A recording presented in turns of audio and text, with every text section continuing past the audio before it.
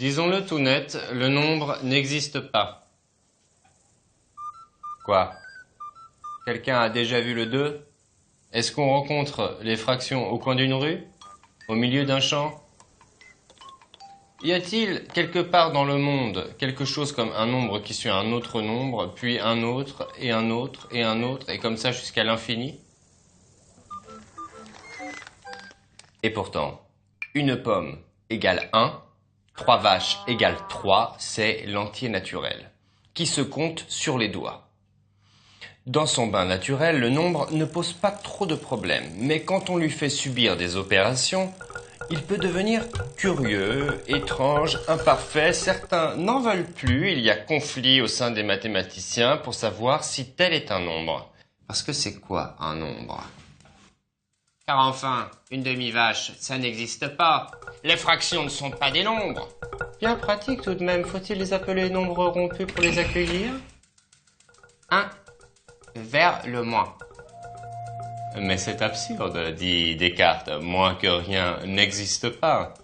Face à la réalité de la dette, est-ce en qualifiant le négatif de relatif qu'on lui accorde un statut de nombre?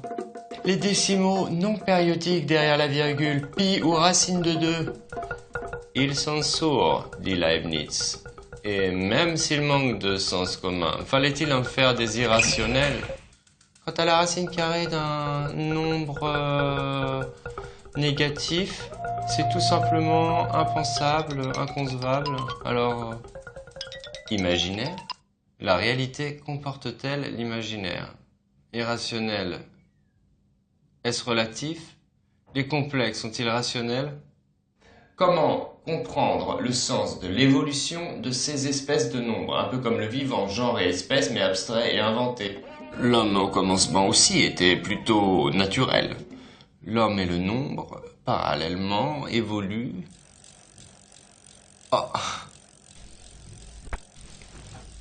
Et voilà, le nombre est né, et depuis, s'invente sans cesse. Et pour bien le comprendre, il faut lui donner un nom, et puis il faut le classer.